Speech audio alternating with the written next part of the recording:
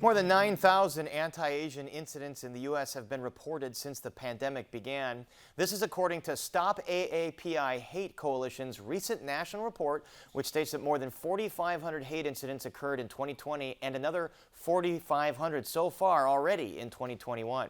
And joining us to discuss anti-Asian violence and how some community members are experiencing it locally are Grace Pai, Executive Director for Asian Americans Advancing Justice in Chicago, and Vivian Zhang, Outreach Coordinator for Coalition for a Better Chinese American Community. Welcome both of you to Chicago tonight.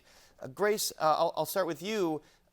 What have you noticed in the Chicago area in terms of anti-Asian incidents? Is it mirroring what's happened across the country? We've definitely seen a similar trend in Chicago to what's been happening in other states and all across the country. We have seen an uptick in anti-Asian violence and incidents. And, the troubling thing is that I think even with the increase in reports that are being submitted to all these various tracking sites like Stop AAPI Hate and others, I think it still is very much underreported, that there still are many hesitations in our community about sharing their experiences and barriers, whether it's stigma, not wanting to say that they have been a victim of, whether it's a crime or not, any sort of, racially biased incident.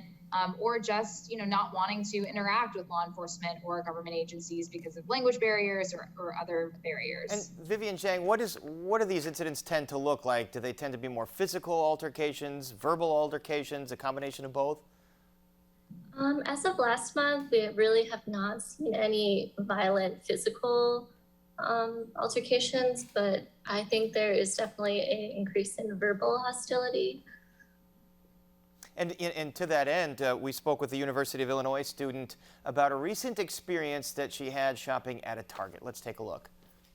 I was just at the register trying to return an item when this lady came up to me and tried to tell me to go back home, and that, I can't control the things coming out of my mouth, and that, like, referring to the virus itself, and constantly telling me that, I should go home and that some people just should go home and they don't belong here. It wasn't just fear for, this lady is verbally assaulting me, but it's the fact that I don't know if she has a knife or a gun and if she will use physical violence towards me if I didn't leave that situation.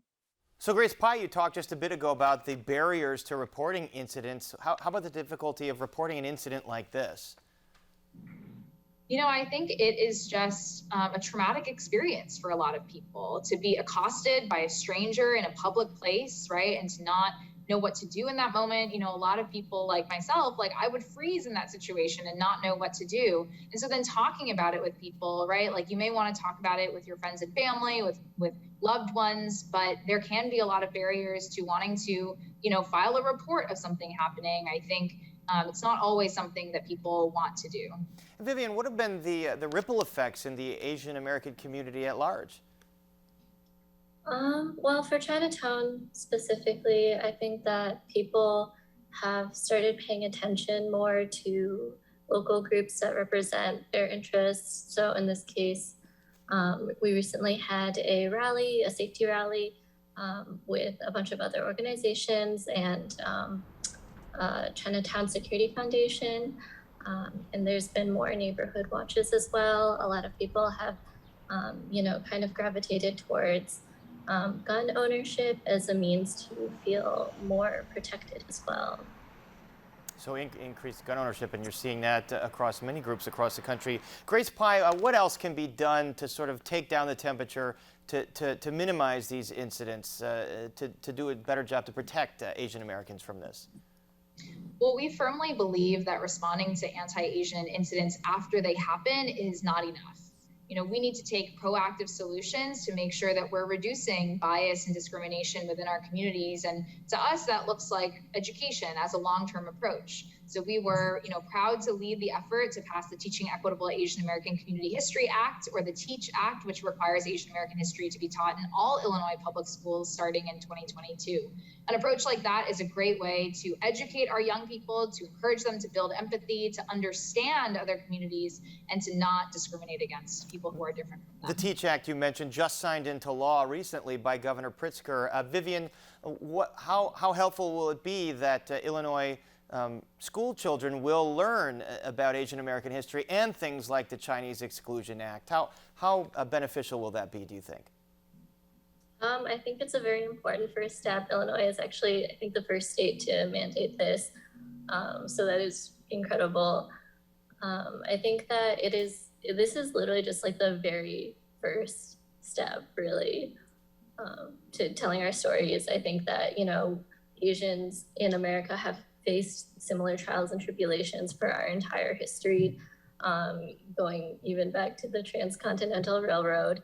And I think that it's important for us to learn their stories, learn about their resilience, and learn from what we can do to be proactive and celebrate that history of resilience. All right, and we thank the both of you for lending your expertise on this issue. Our thanks to Grace Pai and Vivian Zhang. Thank you so much. Thank you. Thank you.